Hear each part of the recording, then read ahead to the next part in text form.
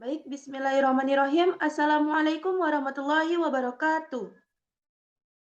Puji syukur kehadirat Allah, Tuhan semesta alam yang masih memberikan kita nikmat sehat, sehingga kita masih dapat melaksanakan pembelajaran kali ini dalam membahas tadi kasus dari materi kompetensi kepribadian dalam mata kuliah profesi kependidikan. Yang terhormat kepada Ibu Dr. Nur Izzati SPD MSI dan Bapak Aang Yudo Prastowo MPD selaku dosen pengampu pada mata kuliah profesi kependidikan.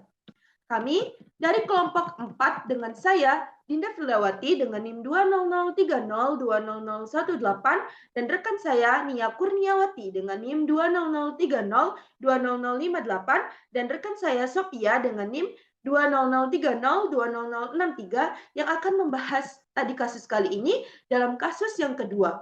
Nah, adapun topik yang kami angkat yaitu oknum guru aniaya siswa-siswanya dengan cara ditampar, dijotos, dan ditendang. Nah, dari topik tersebut, adapun pengumpulan datanya ialah sebuah video seorang guru pria di SMAN 2 Poso, Provinsi Sulawesi Tengah, menganiaya anak muridnya dengan cara ditampar, dijotos, dan ditendang. Pelakunya diduga bernama Yanto, wali kelas 1 yang berstatus ASN. Peristiwa kekerasan terhadap siswa di bawah umur ini terjadi di SMAN 2, Kelurahan Ranononcu, Kecamatan Lage, Kabupaten Poso pada Kamis 13 Oktober 2022. Nah, kronologi kejadiannya nih. Awalnya terdapat satu siswa menenteng tas punggung, kemudian guru tersebut menghadangnya dan spontan meninju punggung siswanya tersebut.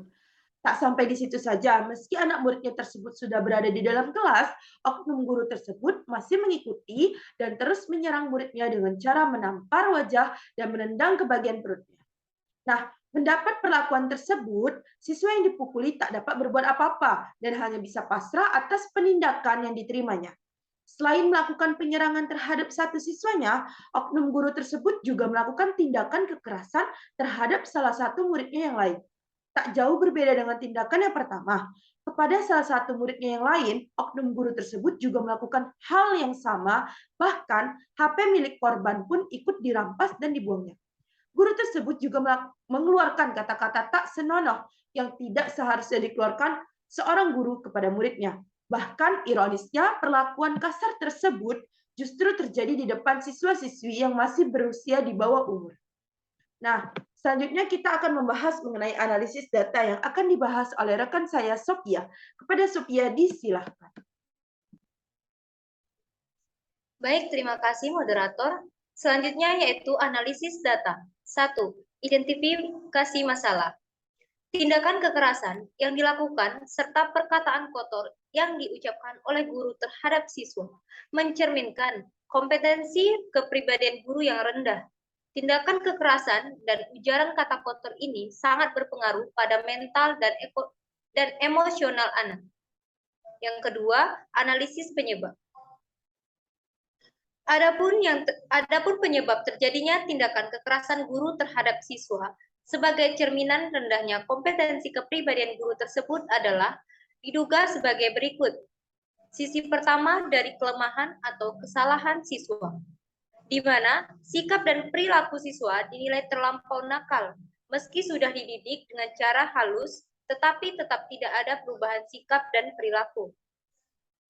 Dengan menggunakan legitimasi yang dimilikinya, guru seringkali menggunakan kekerasan kepada siswa sebagai alat pendisiplinan instan dengan harapan siswa dapat berperilaku sesuai dengan harapan guru. Padahal, senakal apapun siswa tersebut, tidak ada alasan pembenaran untuk guru bertindak dalam bentuk kekerasan fisik, apalagi terhadap siswa yang notabene-nya adalah anak di bawah umur. Guru sebagai sosok yang menjadi teladan bagi siswa juga tidak boleh mengutarakan ujaran kata-kata kotor yang tidak beradab. Pada sisi kedua, terjadinya kekerasan pada siswa dilihat sebagai akibat dari kelemahannya guru. Penyebab kekerasan terhadap siswa bisa terjadi karena guru tidak paham akan makna kekerasan itu sendiri dan akibat negatifnya. Masih cukup banyak guru yang beranggapan bahwa dengan memberikan hukuman kepada siswa, maka siswa akan jera dan tidak mengulangi lagi kesalahan yang diperbuatnya. Padahal, dengan menggunakan kekerasan, justru akan mengganggu mental dan psikis anak. Bahkan, anak bisa sangat membenci gurunya dan semakin tidak hormat kepada gurunya. Yang ketiga, adanya gangguan psikis dan mental pada guru yang bersangkutan.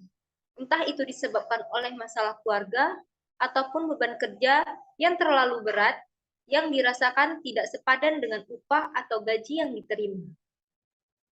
Yang keempat yaitu guru kurang memahami dan menghayati kode etik profesi guru. Yang kelima, kurangnya pelatihan atau kegiatan bimbingan bagi guru dalam mengelola 4 kompetensi dasar guru. Salah satunya kompetensi kepribadian. Selanjutnya, kelemahan lembaga pendidikan dalam menghasilkan guru yang memiliki kompetensi kepribadian yang mumpuni. Betapa banyak guru dengan pengetahuan yang tinggi, namun tidak mencerminkan kepribadian yang baik. Yang terakhir, tidak adanya pengawasan dari Dinas Pendidikan terhadap pelaku pendidikan, khususnya perilaku kekerasan guru di ruang kelas, sedangkan orang tua murid tidak berani bersuara dan tidak berdialog dengan anak untuk memantau perkembangan anak di sekolah. Baiklah, demikian penjelasan dari saya. Selanjutnya saya serahkan kepada moderator. Baik, terima kasih kepada Sophia. Selanjutnya kita akan membahas mengenai solusi ataupun perbaikan dari studi kasus yang kami angkat, yang akan dibahas oleh rekan saya, Nia Kurniawati. Kepada Nia, disilahkan. Baik, terima kasih moderator. Selanjutnya, terkait solusi ataupun perbaikan mengenai kasus kekerasan yang dilakukan guru terhadap siswa sebagai bentuk cerminan kompetensi kepribadian guru yang rendah. Adapun solusi yang pertama, lembaga pendidikan sebagai pencetak calon guru harus memastikan mencetak tenaga pendidik yang berakhlak mulia dan mampu menjadi teladan bagi peserta didik sekaligus masyarakat sekitar. Yang kedua, pihak sekolah mengadakan sosialisasi aturan penerapan kedisiplinan di sekolah. Aturan ini perlu ditaati oleh seluruh warga sekolah, termasuk guru dan siswa. Sosialisasi ini diperuntukkan bagi seluruh warga sekolah dan orang tua siswa. Kegiatan ini perlu dilakukan untuk membangun komunikasi yang baik antara orang tua dan sekolah, agar di kemudian hari tidak terjadi kesalahpahaman antara kedua belah pihak. Selanjutnya, solusi yang ketiga, kepala sekolah memegang andil besar dalam mengadakan pengawasan dan pengontrolan terhadap kompetensi guru selama proses pembelajaran, termasuk kepribadian guru yang tercermin dari akhlak dan tingkah lakunya selama di sekolah maupun di luar sekolah. Jika ada guru yang dirasa bermasalah dengan kepribadiannya, maka kepala sekolah berhak menegur dan memberikan peringatan. Solusi selanjutnya, guru perlu diberikan bimbingan konseling terkait pemeriksaan kondisi mental atau psikisnya, karena guru pun mengalami masa-masa sulit yang membutuhkan dukungan, penguatan, ataupun bimbingan untuk menemukan jalan keluar yang terbaik dari masalah yang sedang dihadapinya. Solusi berikutnya, perlunya pengawasan dari Dinas Pendidikan terhadap pelaku pendidikan.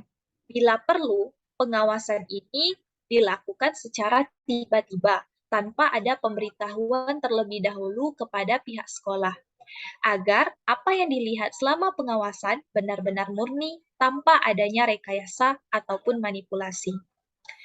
Solusi berikutnya, pemerintah pusat sebaiknya jangan menyerahkan kasus kekerasan ini hanya kepada pihak sekolah.